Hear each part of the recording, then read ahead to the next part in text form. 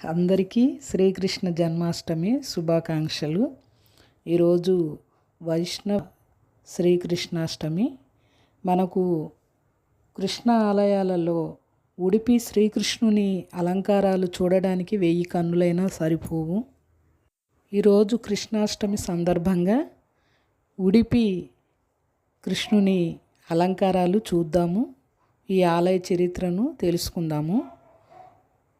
ఇక్కడికి కృష్ణుడు అసలు ఈ ఉడిపికి కృష్ణుడు ఎలా వచ్చాడు, స్వయంగా రుక్మిణీదేవి చేయించిన ఉడిపి శ్రీకృష్ణ విగ్రహం రహస్యం ఏమిటో తెలుసుకుందాము.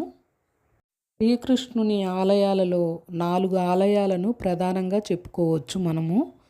ఒకటి ఉత్తరాన ఉత్తరప్రదేశ్లోని మధుర, గుజరాత్ రాష్ట్రంలోని ద్వారక, దక్షిణ భారతదేశంలోని కేరళలోని గురువాయూరు, కర్ణాటకలోని ఉడిపి.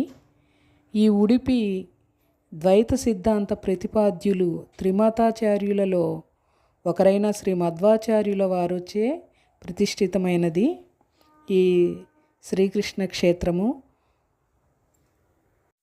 ఒకరోజు మధ్వాచార్యుల వారు వేకువజామునే సముద్ర తీరానికి వెళ్ళి స్నానం చేసి ప్రాతఃసంధ్యాదికాలు ముగించుకొని ఆ తీరంలో కూర్చొని 12 స్తోత్ర రచనను ప్రారంభిస్తున్నారట.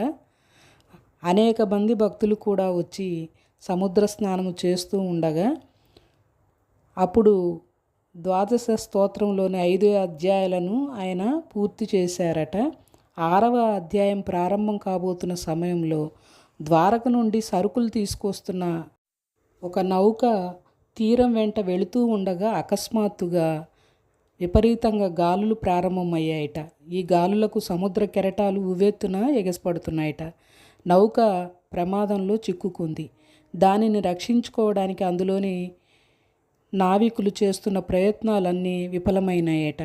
అప్పుడు దానిలో ఉన్న వ్యాపారి పెద్దగా అరుస్తూ ఎవరైనా కాపాడుతారేమోనని అరవటంతో అక్కడే ఉన్న మధ్వాచార్యుల వారి చెవిన ఆ వ్యాపారి అరుపులు వినపడి అప్పుడు మధ్వాచార్యుల వారు తమ శరీరము మీద ఉన్న ఉపవస్త్రాన్ని తీసి ఆ నౌక వైపు విసిరారట.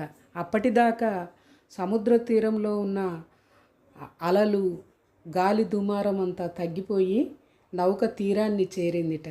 ఆ వ్యాపారి మధ్వాచార్యుల వారి మీద పాదాల మీద ప్రణమిల్లి, స్వామి మమ్మల్ని రక్షించారు, మీకేం కావాలో ఈ నావలో ఉన్నాయి తీసుకోండి అని వ్యాపారి చెప్పగా అప్పుడు మధ్వాచార్యుల వారు నాకు నీ నౌకలో ఉన్న గోపీచందనం ముద్దలను ఇవ్వమని అడిగారట మధ్వాచార్యుల వారు. అప్పుడు వ్యాపారి ఆ గోపీచందనం ముద్దలు ఎందుకు స్వామి, అవి నౌక అటు ఇటు ఊగకుండా నదిలో ఆ బరువుకి సమతూకంగా వేసిన చందనపు ముద్దలు, అవి ఎందుకు స్వామి అని వ్యాపారి అన్నాడట. నాకు అవే కావాలి అని మధ్వాచార్యులు అడిగారట. అప్పుడు వ్యాపారి ఆ గోపీచందనం ముద్దలను ఆ మధ్వాచార్యుల వారికి ఇచ్చారట. మధ్వాచార్యుల వారు ఆ గోపీచందనం ముద్దలలో ఒకదానిని సముద్రము తీరం వెంటనే అభిషేకించి చూడగా బలరామ విగ్రహము ప్రత్యక్షమైందిట. ఆ బలరామ విగ్రహాన్ని అక్కడే ప్రతిష్ఠించి ఇంకొక చందనం ముద్దను తీసుకొని ఉడిపికి బయలుదేరారట. ఇంతకీ ఆ కృష్ణుడి విగ్రహము ఎలా వచ్చిందో ఇప్పుడు తెలుసుకుందాము. పూర్వము ఆ శ్రీకృష్ణ విగ్రహము సామాన్యమైనది కాదు. ఒకసారి దేవకీదేవి, కృష్ణ నీ బాల్యం లీలలు చూసే భాగ్యము యశోదకు కలిగినట్లు నాకు కలగలేదు. వాటి గురించి విని విని విని ఎప్పటికైనా చూడాలని నా మనస్సు ఉవ్విళ్ళూరుతుందనని దేవకీదేవి అడుగగా కృష్ణుడు అనుగ్రహించాడు. మరుక్షణంలో చిన్నపిల్లవాడి రూపంలోకి కృష్ణుడు మారిపోయి తప్పటడుగులు వేస్తూ నడిచాడు. దేవకీదేవి ఒడిలో కూర్చున్నాడు. ఆమె స్తన్యాన్ని త్రాగాడు, కేరింతలు కొట్టాడు, కుండ పగలగొట్టి వెన్న తిన్నాడు, ఒంటి నిండా రాసుకున్నాడు వెన్నని. పామును తాడులాగా పట్టుకొని మజ్జిగ చిలికినట్లు నృత్యం చేశాడట. మరీ ముఖ్యంగా తనతో పాటు అన్న బలరాముణ్ణి కూడా చూపించాడట. ఈ చేష్టలను చూసి దేవకీదేవి పరవశించి మైమరిచి పోగా ఇదంతా గమనిస్తున్న రుక్మిణి తన పతిదేవుని బాలరూపాన్ని ప్రపంచమంతా చూసి తరించాలని భావించి వెంటనే విశ్వకర్మను పిలిపించి ఆయా రూపాల్లో శైశవ కృష్ణుడు బలరాముని విగ్రహాలను చేయించిందిట. ముందుగానే తానే సకల వైభవాలతో విగ్రహాల్ని స్వయంగా పూజించిందిట రుక్మిణీదేవి. కృష్ణావతారం ముగిసింది. మరి కొంతకాలానికి ద్వారక సముద్రంలో మునిగిపోయే సమయం ఆసన్నమైంది.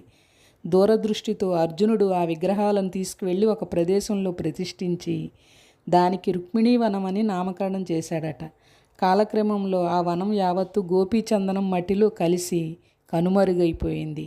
నావికులు తమ నౌకల్లో సమతూకాన్ని పాటించడం కోసము గోపీచందనం గడ్డల్ని మోసుకెళ్లే అలవాటు ప్రకారం ఈ విగ్రహాలున్న గోపీచందనం గడ్డల్ని కూడా నౌకలోకి చేర్చారు.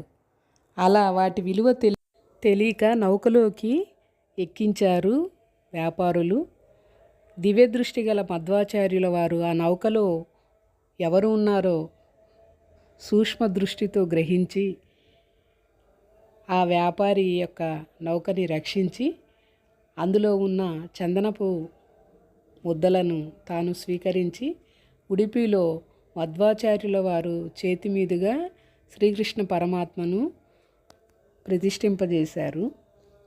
ఇప్పటికీ ఇక్కడ మధ్వ సాంప్రదాయంలోనే ఇక్కడ మఠాధిపతులు మాత్రమే ఇక్కడ పూజలు నిర్వహిస్తూ ఉంటారు. ఇక్కడ శ్రీకృష్ణుడు బాలకృష్ణుడి రూపంలో ఎంతో అల్లారుముద్దుగా ఉంటారు. ఇక్కడ కృష్ణ పరమాత్మ ఇక్కడ చేసే అలంకారాలు స్వామివారే స్వయంగా చెప్పి చేయించుకుంటారనని ఇక్కడ ప్రతీతి. ద్వారకలో రుక్మిణీదేవిచే ప్రతిష్ఠించబడి ద్వారక సముద్రంలో మునిగిపోయినప్పుడు మరలా మధ్వాచార్యులచే ప్రతిష్ఠ గావించబడిన శ్రీకృష్ణుడు మంత్ర విధులతో మధ్వాచార్యుల వారు అత్యంత శాస్త్రోక్తంగా శ్రీకృష్ణ విగ్రహాన్ని విళంబీనామ సంవత్సరం మాఘశుక్ల తదియనాడు సామాన్య శకం 1236వ సంవత్సరంలో ఉడిపిలో ప్రతిష్ఠింపజేశారు. అందరికీ శ్రీకృష్ణ జన్మాష్టమి శుభాకాంక్షలు. మరో మంచి వీడియోతో